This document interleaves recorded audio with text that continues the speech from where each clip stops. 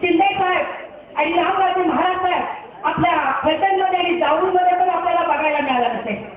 आणि महाड तालुक्यातली साधी गोळी माणसं भाकरीवर सांगण बांधले की दांडले असं म्हणतात. मनानं भावडी माणसं एखाद्यावर प्रेम केलं ना तर जीवापाड प्रेम करू आम्ही.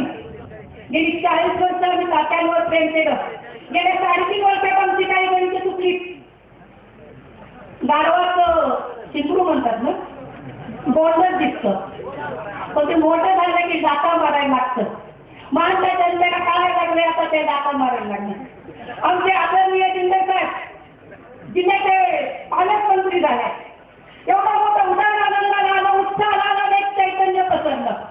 मग आमचे विद्यमान लोकप्रतिनिधी तिकडं कोरेगावमध्ये गेले. आधी तिकडं फलटणला जायचे. आमच्या महाराज साहेबांना वाटते ते काहीतरी बोलायचे. आम्ही म्हणायचो एखाद्याच्या तोंडाला कुत्रं बांधलेलं असं करायचं काय. कोरेगावमध्ये गेले आणि शिंदे साहेबांना टीका करताना म्हणाले शिंदे साहेब पालकमंत्री झाले म्हणजे काय आपाळ कोसळलं का. अरे भाऊ आपाळ नाही कोसळलं ही ढगफुटी आहे.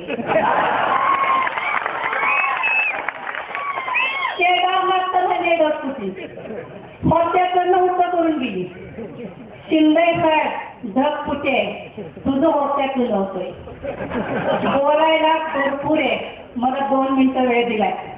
खरं तर सागर घागरीत कसा मागायचा अत्यंत उत्तुंग व्यक्तिमत्व असणारे मान्यवर इथे.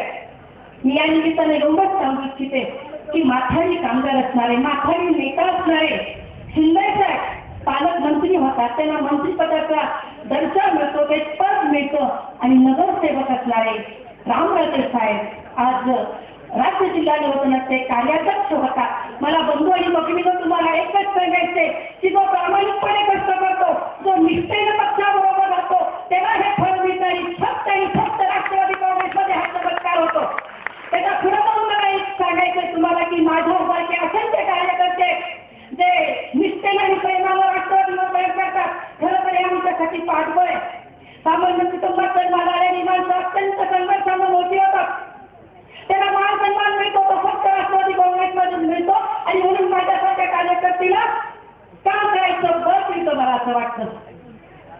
तात्या मला आधीच विठ्ठल सुगोचं एक वचन आठवत आहे की जेव्हा मी रामराजे साहेबांना आणि शशिकांत शिंदे साहेबांना एवढ्या मोठ्या पदावर बघते त्यावेळेस मला ते विठ्ठल सुगोचं एक वचन आहे, don't count my life from where I stand. मी तिथं उभा आहे तिथून माझं आयुष्य मोजू नका. But count my life from where I came from. मी जिथून आले तिथून माझं आयुष्य मोजा, कारण मी अत्यंत संघर्षातून इथं उभं राहिलं. मला एकच शेवटी सांगायचंय, आदरणीय पवार साहेबांनी महिलांना 33% आरक्षण दिलं, 50% आरक्षण दिलं. खरं तर महात्मा फुलेंचा वसा आणि वारसा ह्या महाराष्ट्रात जर खऱ्या अर्थानं कुणी चालू केला तर तो फक्त आदरणीय पवार साहेबांनी केलं. म्हणून माझ्यासाठी महिला तुमच्या पुढे बोलते. तिथं आदरणीय शिंदे साहेब आहेत, रामराजे साहेब आहेत, दोन्ही तात्या आहेत, सगळे मान्यवर मंडळी आहेत. हा जो स्त्रीच्या कर्तृत्वाला आणि नेतृत्वाला जो सन्मान द्यायचा वावरचा, जो छत्रपती शिवाजी महाराजांचा वारसा होता तो पवार साहेबांनी पुढे काढलेला आहे. मी फक्त नम्रपणे एवढीच विनंती करू इच्छिते की हा स्त्रीला सन्मान देण्याचा जो वसा आणि वारसा आहे तो आपण सर्वांनी पुढे न्यावा. शेवटी मी एवढंच सांगते की आम्ही ताट करण्याची माणसं आहोत, मान देते. शिंदे साहेब आणि रामराजे महाराज साहेब तुम्ही फक्त आम्हाला पाठीवर हात ठेवून लढ म्हणा. सगळ्यात महत्वाचं आम्हाला एकच गोष्ट पाहिजे ती म्हणजे पाणी. आणि ते फक्त तुम्ही देऊ शकता. फक्त बघा असं करू नका, महाराज साहेबांनी असं कधीच केलं नाही. म्हणजे सातारा जिल्हा तिकडून सुरुवात होतो, आमचं इकडं शेवटचं. म्हणजे ते कडचं वावर असतं की नाही, कडचं वावर असलं की कुणाचं तिकडं ध्यान नसतं. असं करू नका. आम्ही प्रेम करणारी तुमच्यावर माणसं, तुमच्या पुढच्या वाटचालीला आमच्या सगळ्या